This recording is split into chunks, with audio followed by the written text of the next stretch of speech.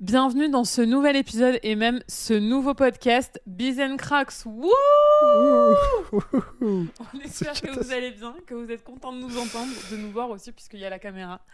Donc on se retrouve non pas pour un nouvel épisode de Biz & Crocs sur Pause Laté, mais pour un nouveau podcast à part entière sur la saison 1, la saison d'été de Biz & Crocs pour tous les hot girls et les hot boys qui nous écoutent. Exactement. Wouhou! C'est jingle ça. Super. Terrible. Désolée pour vos oreilles. Bon bah content de vous retrouver, content de te retrouver mon amour pour ce nouvel épisode. Est-ce que on leur explique qu'on fait là? Ouais, qu'est-ce qu'on fout là? Qu'est-ce qu'on fait là? Qu'est-ce qu'on va faire sur ce podcast de plus qu'on fait sur Pause Laté ou on faisait sur Pause Laté? Voilà, pourquoi on débarque avec un nouveau concept comme ça? Alors. Déjà, premièrement, non mais il y a plusieurs raisons. Mais moi, premièrement, je dirais qu'on s'est fait la réflexion que d'autant plus en été, enfin surtout là, juillet, août, il y a rien à foutre sous la dent. Enfin, clairement, en termes de contenu business ou pas business, tout le monde est en vacances, tout le monde a posé son cul sur une serviette de plage, et du coup, il y a rien à écouter, il y a rien à regarder, il y a rien à consommer. Il y a une brèche. Il y a une brèche, on la prend. On y va. Voilà. Donc on est là pour vous régaler tout l'été. Exactement, pour cette saison d'été qui peut-être, si vous êtes gentil, se prolongera en septembre, octobre. Waouh, il nous fait déjà des happenings. Pour ça, faut liker, mettre des commentaires. Ouais, n'hésitez pas là maintenant. Gros forceur. Hop, on n'a rien donné encore, mais notez le podcast, laissez des commentaires. Donc au-delà du fait de, y a rien à se mettre sous là dans l'été. Bah en gros, le Biz & Crocs est né sur le podcast de Jess, donc Pause Laté, il y a 1 an en arrière, et il est né d'une envie de notre côté de créer du contenu ensemble, parce qu'on a plein d'échanges au quotidien hyper intéressants, et on s'est dit bah c'est dommage de pas partager ces réflexions et ces sujets-là. Le nom du podcast est venu du business, parce que c'est un épisode business, enfin un podcast business, et des Crocs parce que on fait ça dans une atmosphère un peu chill, etc. Et puis ça correspond à notre manière de faire du business, c'est-à-dire que c'est chill, on ne correspond pas vraiment aux stéréotypes des entrepreneurs, costard-cravate, tu vois, costard-cravate, c'est pas du tout notre DA. Si un jour je monte sur scène pour un événement, je serai en Crocs avec des chaussettes. Hâte de voir ça. Donc le nom est apparu comme ça l'année dernière quand on a fait des épisodes sur ton podcast, et on en a fait 5, je crois, 4 ou 5. Je sais plus. Et puis on s'est dit, bah, ce serait cool de vraiment avoir un truc à part entière, justement, d'avoir des épisodes dédiés sur un podcast dédié. Parce que les gens adorent ça. Hein. Moi, à chaque fois que je poste un épisode Biz & Crocs, genre il y a le double d'écoute par rapport à d'habitude. Ouais. Je pense aussi qu'il y a un sujet de format. Parce qu'en fait, moi, la plupart des podcasts que j'écoute où il y a plusieurs personnes, donc pas des solos mais des duos ou plus, c'est souvent des interviews, tu vois.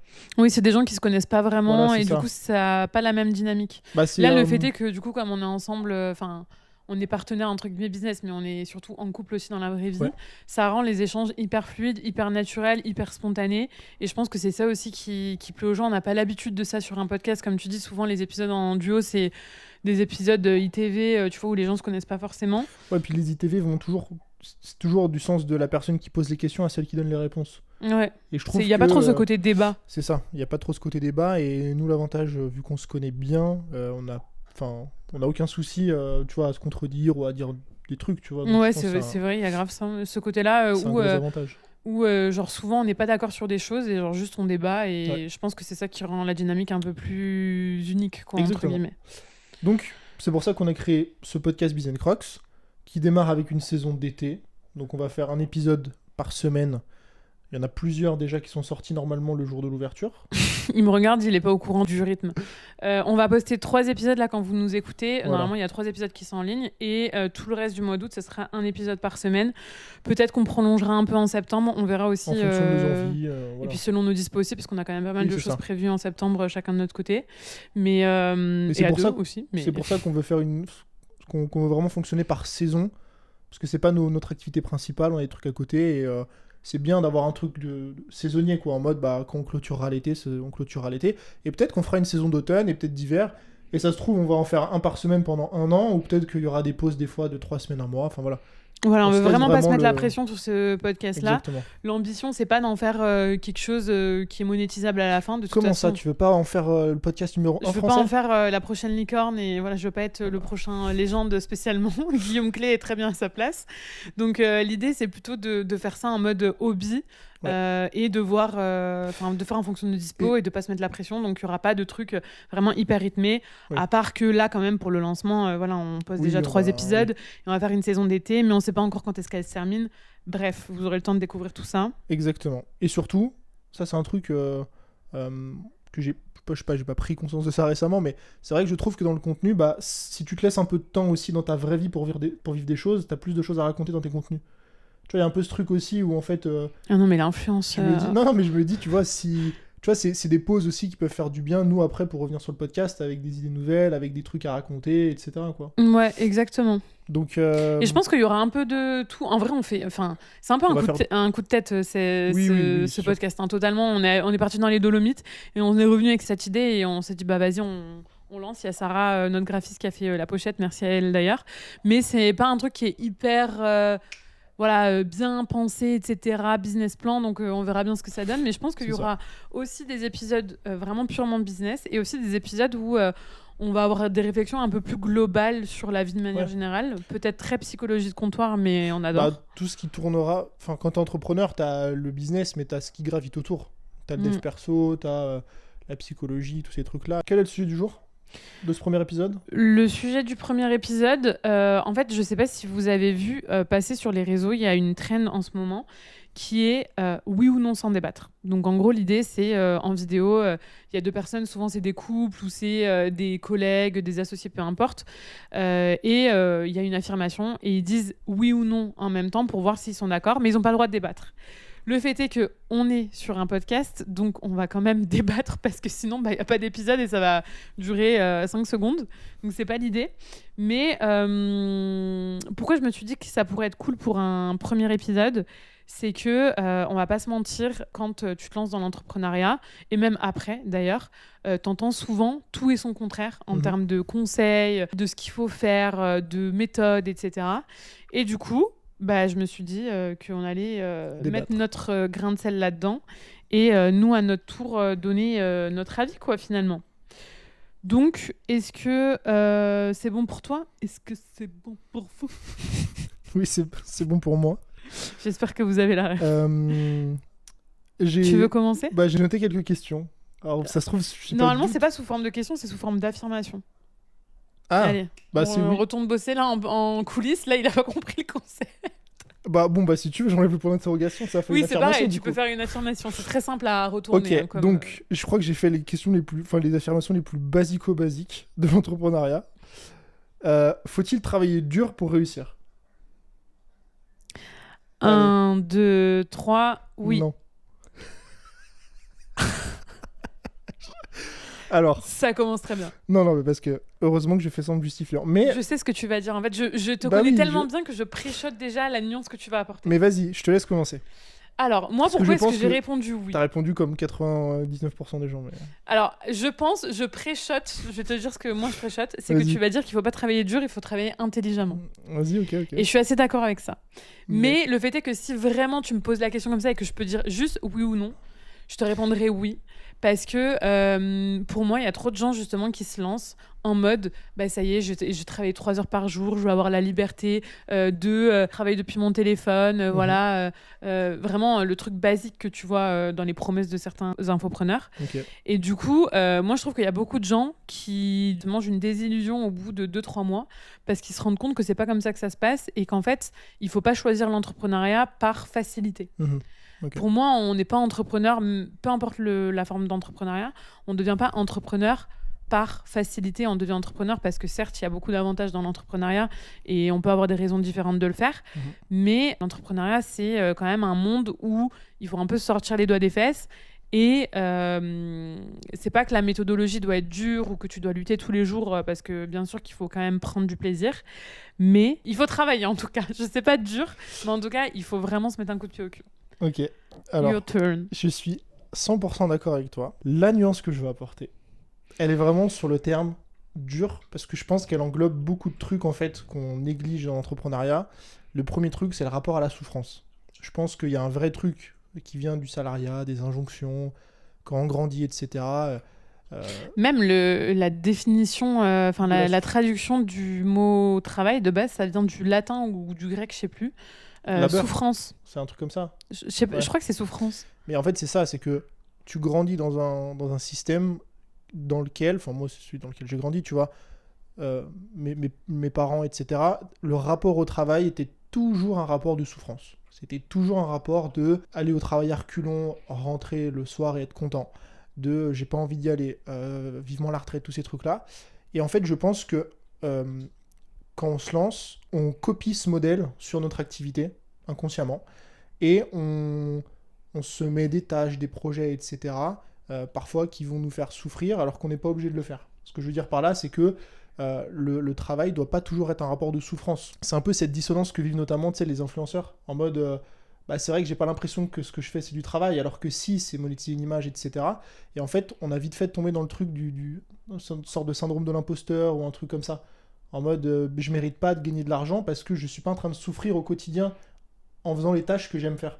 Et donc je pense que ce rapport, il faut le changer, il peut être dangereux. Et le deuxième truc, c'est ce que tu as préchoté tout à l'heure, c'est effectivement que je pense qu'au début, pour avoir tes premiers résultats, pour te lancer, pour passer de 0 à 1, c'est évidemment une question de te mettre un coup de pied au cul parce que ça demande de bosser, ça demande de lancer des projets, c'est toujours très long, ça demande beaucoup d'efforts. Mais une fois que tu es passé de 0 à 1, je pense que c'est surtout une question d'activer les bons leviers et de travailler intelligemment. De tout déléguer à Claude. De tout déléguer à Claude, d'avoir des assistants IA, voilà. Mais non, ouais, de travailler intelligemment sur les bons leviers, sur plein de trucs qui t'apportent des résultats sans pour autant avoir à travailler plus longtemps ou plus dur. Parce que si on était rémunéré à la hauteur de notre souffrance au travail ou à la hauteur du nombre d'heures qu'on passe devant un PC, les plus riches, ce ne seraient pas des entrepreneurs, tu vois. Oui. Ce serait des mecs dont le travail est très compliqué et qui travaillent très longtemps. En fait, moi, dans la question, j'ai plus dit oui au verbe travailler. Et toi, tu as plus dit non. Enfin, tu t'es plus concentré au... C'est pas un verbe. Ah oui, c'est vrai. Si, durer. À l'abject. Non, non. Je rigole. Au secours, on va faire tous nos auditeurs et nos auditrices. T'as eu ton brevet, toi ? Ouais. Pas sûr. Mention. Non, il n'y a pas de mention au brevet. Je sais plus. Bref, j'ai eu mon bac avec mention. Mais dur, c'est un adjectif. Oui, non, mais oui, je sais bien que c'est pas un verbe. Ou un adverbe, je sais pas. Bon, oh putain, c'est beaucoup trop long. Dur, c'est un mot. Bref, je me suis plus concentrée sur travailler et toi sur dur. Ouais, mais tu vois... Mais on arrive à finalement se mettre d'accord. On est un peu... c'est ce que je trouve intéressant dans ces sujets. C'est pas finalement la réponse. C'est le cheminement qui t'amène à dire oui ou non, tu vois. Ce que t'es en train de dire, c'est que le concept de base sur Instagram est nul, quoi. Bah, un peu, ouais. Ok. Donc, je passe, moi, au deuxième. Je t'écoute. On va pas du tout être d'accord. Ah ouais ? Il faut être passionné par ce qu'on fait. Attends. Bah non, le but, c'est de répondre rapidement. Dans son business, tu veux dire ? Bah oui. Ok. 1, 2, 3, oui. Bon. Ok. Pourquoi tu pensais que j'allais dire non ? Non, je sais pas, parce que moi je te disais que par exemple le dropshipping, je pourrais pas en faire parce que je trouverais pas de sens là-dedans. D'accord. Et que je serais pas passionnée par ça. Et toi, tu me disais, mais non, mais t'as pas besoin de. Enfin, moi je pense qu'il y a plein de gens qui ont pas besoin d'être passionnés par ce qu'ils font et ils sont quand même très heureux, quoi. Alors, pour redonner du contexte sur ce qu'elle dit. Je te balance sur la place publique. Elle me balance. Non, pour redonner du contexte, en fait, on parlait de ce qui nous rend heureux, etc. Dans la vie. En fait, moi, mon sujet, c'était de dire, et je le pense toujours, mon sujet, c'était de dire, il y a des gens pour qui le travail n'est pas la zone de leur quotidien à laquelle ils accordent le plus d'importance. Il y a des personnes pour qui c'est la famille, c'est les amis, c'est d'autres trucs. Et effectivement, je pense qu'il y a des gens qui sont très heureux à faire tourner des business qui les animent pas au quotidien.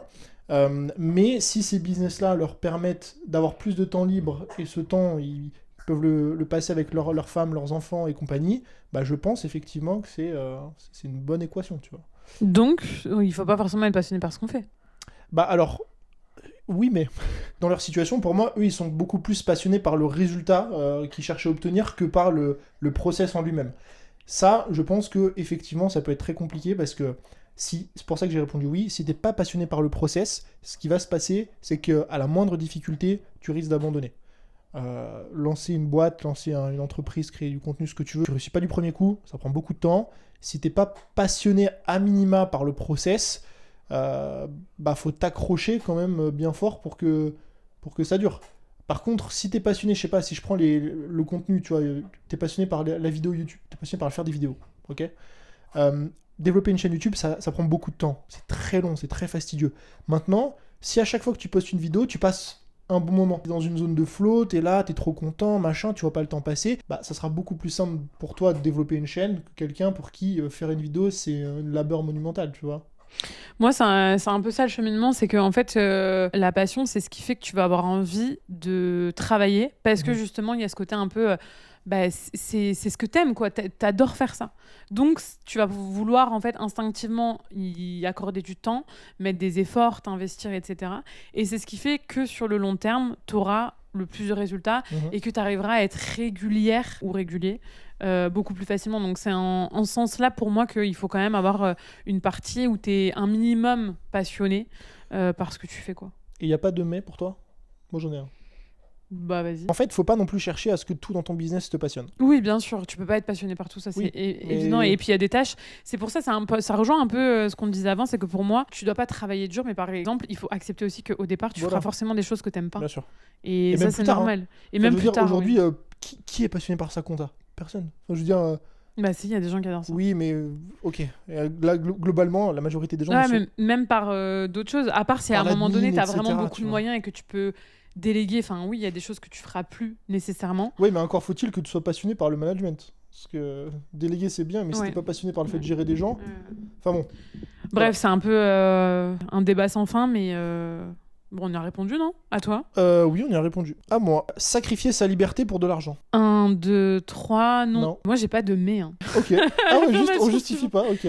Bah, si, tu peux justifier, mais rapide, du coup, parce qu'on est d'accord et que si t'as pas de mais... Ouais, je pense que à partir du moment où tu gagnes bien ta vie, toutes les décisions... Enfin, moi, c'est la vision que j'ai. Hein. Toutes les décisions qui sacrifient de la liberté dans mon quotidien, que ce soit en temps, en énergie, en charge mentale, etc., pour de l'argent dont je n'ai pas besoin. Je pense que c'est un sujet. Au début, oui, quand je gagnais pas d'argent, je sacrifiais ma liberté pour gagner de l'argent, parce que j'en avais pas. Ouais. Tu vois. En fait, ce débat, il est valable, entre guillemets, à partir du moment où tes besoins, tes factures, etc., ils sont couverts, tu vois. Oui, bien sûr. Là, on parle d'un... Mais là, je suis d'accord avec toi, à partir de ce moment-là, où tu as largement de quoi vivre et même de quoi te faire plaisir, etc., tout ce qui est en plus, bah moi jamais j'accepterais que ça sacrifie ma liberté de l'autre côté, quoi. Ok, on est d'accord. Ah, pour les gens qui se lancent et qui ont la question du positionnement, elle est bien celle-là. Ouf, okay. Il faut se nicher. 1, 2, 3. Non. Oui. Ok, let's go. En fait, je peux pas dire oui parce que je sais que tu vas dire oui. Pour moi, et comme à l'heure ça crée actuelle, du débat. En 2026, il faut un minimum se nicher. Alors, non mais... Forcément, tu sais bien que je vais pas dire non. Mais... Bah si, t'as dit non. Oui, parce que oui, la niche, ça permet de te positionner dans un marché dans lequel il y a du monde, etc. Maintenant, est-ce que, littéralement, c'est obligatoire de se nicher ? Moi, je trouve pas. C'est plus compliqué si tu te niches pas, forcément. Par contre, moi, j'y mets un peu le truc de... Bah en fait, ton envie personnelle est ce qui te passionne vraiment. Tu vois ce que je veux dire ? Moi, par exemple, quand je me suis lancé au début... J'étais pas trop niché, tu vois. Bébé, c'était il y a 10 ans. Oui, je sais, oui, c'est vrai.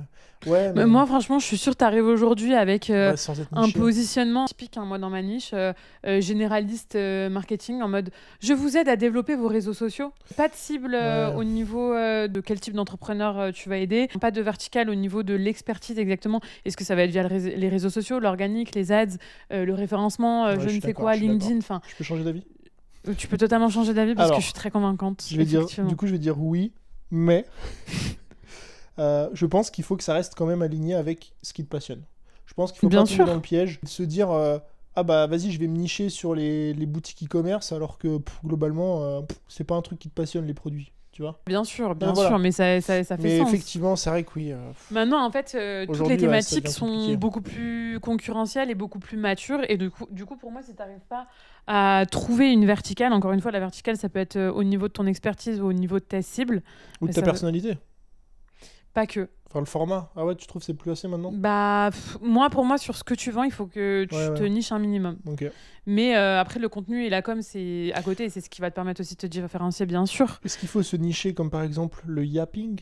Et là, j'introduis le prochain épisode de podcast. Elle, par exemple, c'est un très bon exemple de niche. Elle s'est dit, vas-y, je vais créer une méthodologie et j'appelle ça le yapping. Et ça marche. Et pour moi, en fait, tous les trucs... Là, si tu regardes sur les 3 dernières années, tous les business qui marchent le mieux, c'est des choses qui sont nichées. Où on réinvente pas la roue parce qu'on la réinventera jamais, mais en fait, il y a un axe. Un axe différent. C'est pas développer ton business, c'est développer ton business avec le human design. C'est pas développer ta communication, c'est fais du Yap content pour développer ta communication. T'as un axe qui est précis. Ouais, même au-delà de ta personnalité. Hein. Je suis d'accord. Moi, je change totalement d'avis. Voilà, donc oui, il faut se nicher. Désolée pour ceux qui veulent parler à tout le monde et ne pas se fermer de porte. Je comprends parce que moi, j'ai fait ça au tout début et ça ne marchait pas déjà il y a 6 ans. Hein. Et c'est à partir du moment où je me suis nichée, et c'est pour ça que je parle pas d'ultra niche, parce que c'est à partir du moment où j'ai décidé de prendre la niche d'Instagram, tu vois. Oui, t'as pas besoin de te dire j'aide les entreprises dans le Poitou-Charentes entre 0 et 2 salariés, machin. Ouais, voilà. T'as pas besoin de tomber dans l'ultra niche, mais un minimum de te positionner un peu différemment. Ok, on peut toujours réussir en France. Ah ouais. Direct, épisode 1, là, tu veux lancer des débats comme ça. Bah du coup, je sais pas si ça va être un débat, mais... Si, bah, ok. Attends, je sais même pas ce que je vais répondre. 1, 2, 3, oui. Mais... Arrête de pas lancer des mais à chaque fois. C'est terrible d'être comme ça. Tu commences. Oui, bah pour moi, il y a pas de débat. On peut réussir en France, littéralement oui. Et il y a des exemples tous les jours de gens qui réussissent en France. Maintenant... Effectivement, la France n'est pas le pays qui aime le plus les entrepreneurs, on va pas se mentir. C'est même l'inverse. Et même quand tu vois des entrepreneurs qui ont grave d'expérience, qui disent les jeunes qui veulent entreprendre, barrez-vous de la France, c'est pas pour rien. Il y a beaucoup de complications administratives, il y a aussi une charge énorme sur tout ce qui est fiscalité. Ça nous aide pas. Mais bien sûr qu'on peut réussir en France et voilà. Je sais pas ce que tu as rajouté. Non, bah, c'était mon mais. Hein. C'était pareil, je pense que c'est même un très très bon pays pour démarrer, parce que la micro-entreprise, t'as pas de charge fixe, t'as quand même un prestat de service, en tout cas une imposition qui est assez légère. De fou. T'as pas du tout de papier à gérer, etc. Donc c'est quand même un très bon pays pour démarrer. Ça devient plus compliqué effectivement quand tu commences après à monter certains stades. Même en termes de, tu vois, même de compétition. Alors nous, ça nous touche pas forcément, mais quand t'es une entreprise et que tu t'alignes avec la fiscalité d'autres pays, bah forcément, toi, tes prix peuvent pas être vraiment alignés, tu vois. Oui, tu joues pas dans la même catégorie parce que t'as pas les mêmes charges patronales, etc. Ça, c'est sûr.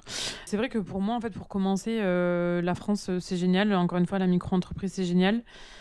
Mais après, quand tu passes des paliers, on le voit même nous à nos stades, c'est plus complexe, mais tu peux quand même réussir, tu peux le faire, et notamment avec l'immobilier. Il y a quand même, tu vois, la force du crédit immobilier en France que tu peux pas retrouver si tu te barres. Et du coup, si tu es intéressé par l'immobilier, ça reste quand même très intéressant d'avoir un patrimoine en France, encore, même après la micro, quoi. C'est ça. Ok, take suivant. Il faut avoir un mentor. On peut définir un mentor ? Je suis pas le mec relou des jeux. Ouais, de fou. Donnez-moi un autre partenaire, s'il vous plaît. Non, mais c'est important, les termes sont importants. Est-ce que c'est quelqu'un qui t'épaule, genre un coach et tout ? C'est quelqu'un où tu essayes de répliquer un peu ces systèmes, tu vois, plus qu'un coach qui va te guider par rapport à toi, donc, par exemple... qu'est-ce qui est bon pour toi, etc., par rapport à tes envies, etc. Un mentor, c'est plus quelqu'un qui te parle parce que tu as les mêmes valeurs, tu aimerais potentiellement avoir le même business, etc. Et tu vas essayer pas de répliquer, mais de suivre sa méthodologie. Voilà. Ok, mais du coup, il n'y a pas vraiment d'échange entre toi et le mentor. Ça peut être... Le mentor ne sait pas quitter, quoi. Ouais, ça peut être ça, ouais. Ça peut... En gros, pour moi, c'est pas forcément payant. Genre, c'est en mode, tu peux sur avoir Internet, un mentor, je regarde ses vidéos YouTube, ça peut être mon mentor. Ouais, il faut quand même que ce soit quelqu'un qui communique beaucoup, tu vois, soit podcast, soit YouTube, mais... Ok, mais genre, c'est pas quelqu'un qui est dans la vraie vie et qui je discute de temps en temps, machin. Mais ça peut être aussi quelqu'un de la vraie vie. Oui, mais je veux dire, ça peut être du coup en ligne totalement random. Ok. 1, 2, 3, non. Oui. Alors moi, j'ai pas un profil fan. Je suis pas fan de quelqu'un... Enfin, genre que ce soit aux États-Unis ou en France, j'ai pas l'impression d'avoir essayé de calquer mon business exactement par rapport à telle ou telle personne. Mais par contre, en fait, j'ai pris un peu de plein de mentors, de choses qui m'inspiraient, tu vois. En fait, il y a des choses que tu peux pas forcément inventer. Enfin, il y a forcément... Tu dois avoir des sources d'inspiration, tu vois. Ok. Moi, je dirais non. Et c'est la première fois que j'ai pas de mais, en plus. Ok. Parce que, pour moi, ce que tu dis, c'est vrai. Maintenant, moi, je le vois beaucoup plus appartenir au système qu'à la personne. C'est-à-dire que pour moi, en fait, c'est intéressant de regarder, de consommer du contenu, de lire des livres, etc. Mais pas tant de dire ah tiens, lui ou elle, il a fait ça, du coup, machin. Mais plutôt de t'intéresser au système à proprement parler. Je sais pas si c'est très clair. Si, je vois très bien ce que tu veux dire. Alors, oui, de pas être genre en mode c'est parce que c'est cette personne exactement, qui me dit ça. Parce que les systèmes sont utilisés par des milliers de personnes différentes. Donc c'est plus intéressant, je trouve, de te concentrer sur le système que le mentor.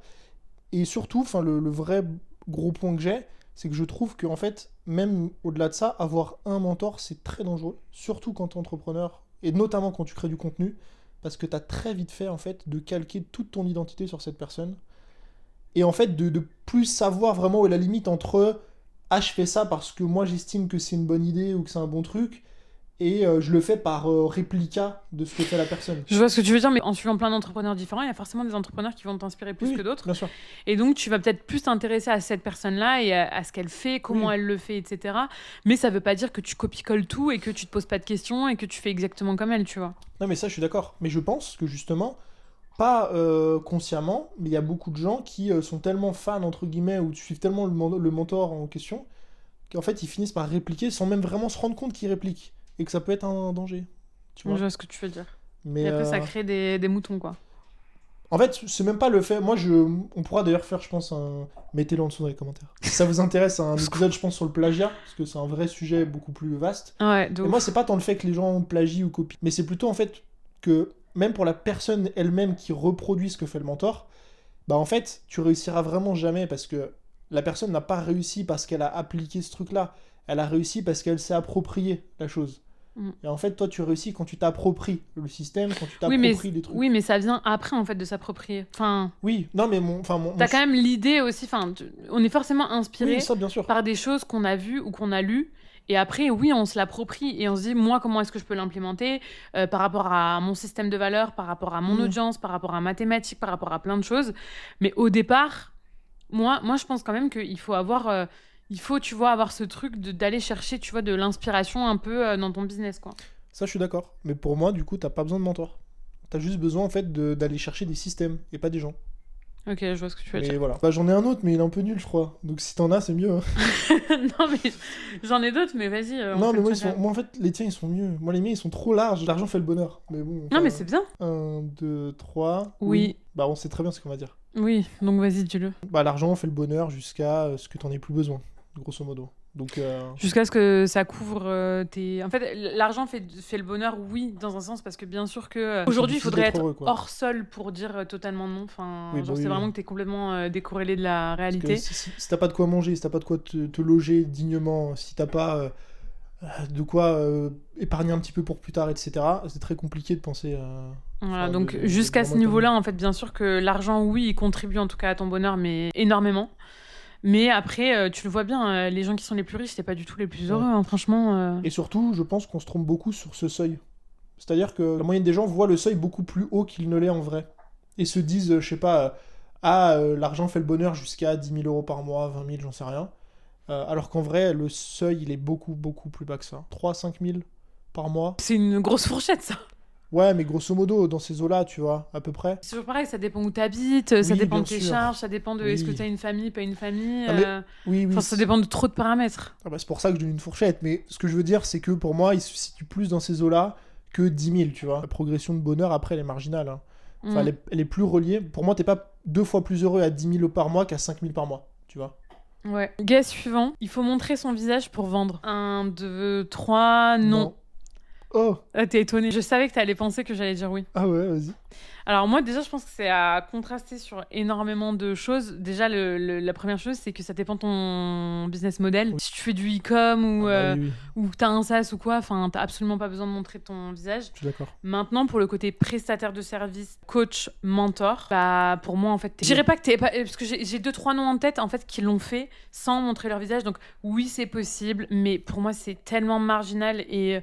En fait, c'est tellement plus dur de vendre sans montrer son visage que là même, j'ai envie de changer ma réponse pour dire oui, en fait, finalement. Non, mais je comprends. Parce que pour moi, c'est 1000 fois plus simple. Et en fait, on est déjà dans des marchés où c'est déjà dur, même en montrant ton visage. Ouais. Donc, si tu montres pas ton visage, en fait, tu te fermes tellement d'opportunités, tellement de formats aussi, tu vois, si on parle vraiment de création de contenu, que c'est compliqué, quoi. Non, puis en fait, il faut que les gens comprennent... pourquoi est-ce que c'est si important de montrer sa tête, surtout. C'est pas une question de oui, je montre ma tête ou je montre pas ma tête, c'est que montrer sa tête, entre guillemets, c'est pas en mode non plus je fais juste une photo, mais c'est qu'en fait, ça crée de la relation, ça crée surtout de la confiance, la marque personnelle, la différenciation, et c'est ce qui fait ce qu'on disait tout à l'heure un peu, tu vois. Là on n'est plus sur le cadre de se nicher, entre guillemets, mais ça répond un peu à la même problématique de comment tu te différencies des autres. Bah, c'est vrai que quand on voit ta tête, quand on connaît ton nom, quand on connaît ta voix, c'est toujours beaucoup plus simple. De venir vers toi. Et je suis d'accord avec toi, t'es pas obligé de le faire pour vendre. Maintenant, si tu le fais pas, c'est vrai que tu pars quand même avec un désavantage par rapport aux autres, mais voilà, c'est tout à fait possible. Il faut que tu sois une brute sur le copywriting et sur... Bah en fait, tu te dis, qu'est-ce qui te reste aujourd'hui quand t'as pas l'image? Il te reste 2 choses, le son ou l'écrit. Suivant. J'en ai plus. T'en as plus. je suis out of stock. Au bout de 3, il faut travailler avec des gens qu'on connaît pas dans la vraie vie. Enfin, non qu'on connaît pas personnellement. Ah, en gros, il faut pas travailler avec ton entourage. Ah oui, il faut pas travailler avec des proches, c'est plutôt ça. Il faut pas travailler avec ton entourage. Ok.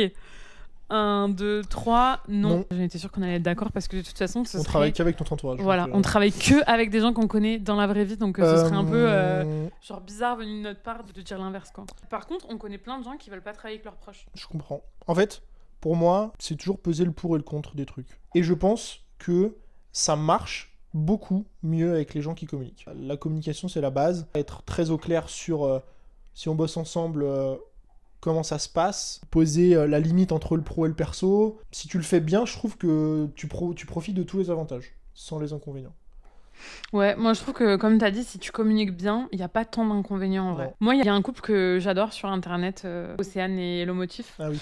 Et lui, je trouve que la manière dont il parle, justement de la façon dont il bosse avec Océane, genre c'est exceptionnel. Il dit beaucoup de choses que je pense aussi et que des fois j'ai du mal à verbaliser. Je me rappelle d'une interview une fois où on lui a dit mais est-ce que c'est pas dur de bosser avec Océane? Et il disait mais en fait tout le monde me posait cette question. Mais en fait la vraie question c'est pourquoi est-ce que je ne voudrais pas passer encore plus de temps avec la personne que j'aime le plus au monde? Bah oui. Et en fait, par A plus B, tu vois, notre travail, c'est ce qui va représenter beaucoup de temps dans notre vie. Et du coup, je trouve que si tu peux passer ces moments avec des gens en qui tu as confiance, que tu sais qu'ils donneront tout pour toi parce que tu as ce système de valeurs, etc. Et que voilà, tu kiffes trop parce que c'est tes proches, pourquoi ne pas le faire, tu vois? Ouais, Et nous, on n'a pas eu une mauvaise expérience. Hein, parce que, bien sûr, on bosse nous deux. Mais même au-delà de ça, tous les gens avec qui on travaille, c'est les gens qu'on connaît. Moi, mon assistante digitale, c'est ma meilleure amie. Ma graphiste, c'est une très grande amie à moi aussi. J'ai déjà bossé avec mon frère. Oui. On est très famille, quoi. On est très famille et entourage. Je pense que si juste tu veux que ça se passe bien, il faut un cadre. Si t'as pas de cadre, par contre, c'est très compliqué. Et il faut pas que les gens prennent personnellement, en fait. Encore une fois, on en revient à la communication. Voilà, c'est ça, c'est que de la communication. Il faut aussi identifier dans ton entourage les gens avec qui c'est ok de bosser et d'autres, il y en a avec qui ça sera pas ok. Pas mélanger le pro et le perso, ça, il y en a, il y a des gens qui arriveront pas à le faire. Peut-être que même toi-même de ton côté, t'arrives pas à le faire. Dans ce cas-là, il vaut mieux pas. C'est un peu comme le voyage, je trouve. Il y a des gens avec qui, même si tu les adores, oui. tu sais que tu partirais jamais en voyage. Parce que genre vous avez pas la même façon de voyager. Ouais, là c'est exactement pareil avec le travail. Il y a des gens, autant dans mon entourage, je sais que je pourrais 100% bosser avec, d'ailleurs la plupart.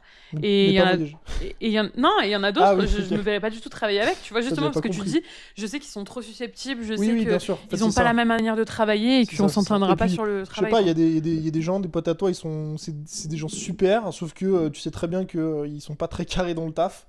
Qui rendent pas les trucs à l'heure. Et si tu commences à rentrer dans ce truc justement de devoir relancer machin, ça va créer des tensions, des frictions et tout, il veut même pas. Donc communication et identifier un peu les profils, quoi. Ok, on en fait un dernier. Allez. Il faut poster tous les jours. 1, 2, 3, oui, non. Mais non, arrête, c'est terrible, on dirait un vieux disque rayé là. Mais non, en fait, moi mon sujet c'est de dire que c'est bien, surtout quand tu démarres, de poster tous les jours pour vraiment progresser très rapidement. En fait, je trouve qu'il n'y a rien de mieux que vraiment l'exécution pour progresser dans quelque chose, que ce soit sur le montage, sur les idées, sur le design. Si tu fais une vidéo YouTube, tous les jours, c'est peut-être un peu beaucoup, mais en fait, tu vas faire dans le mois 30 miniatures. Tu vas monter 30 vidéos. Et tu vas beaucoup mieux travailler tes process, ta mécanique, tu vas être beaucoup plus à l'aise face caméra. Et une fois que tu as ce terreau là qui est bien fertile et tout, et que je sais pas si c'est le bon image, mais et que voilà, tu as amélioré en 30 jours ton aisance, là, pour moi, tu vas en tirer les réels bénéfices de poster moins.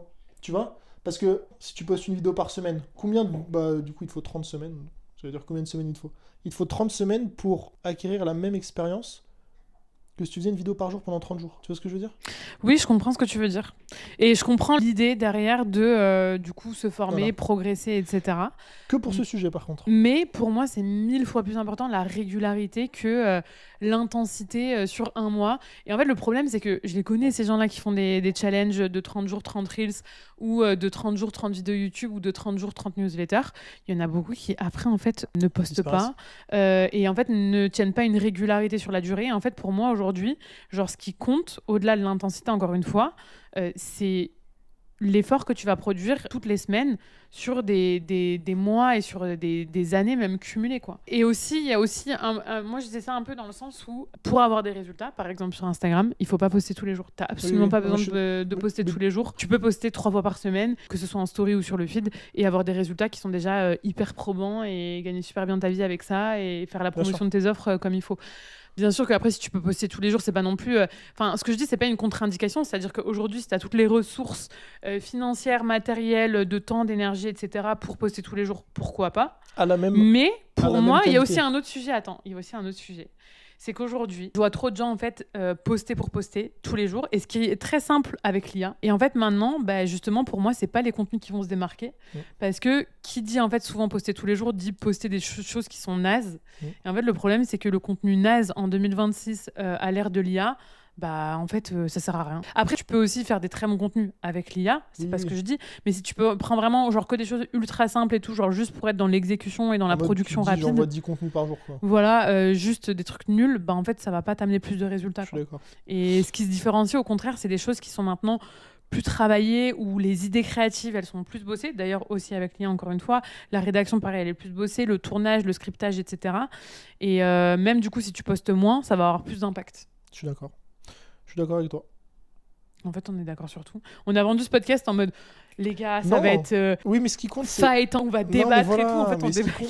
Non, ce qui compte, c'est la réflexion qu'il y a derrière, tu vois. Puis c'est marrant de voir comment aussi, tu vois, une affirmation, on va pas l'interpréter pareil. Ouais, pour nous, il n'y a pas la même chose derrière. Toi, là, ton sujet, c'était direct, en gros, la performance, le rapport entre le nombre de contenus et la performance. Et moi, c'était...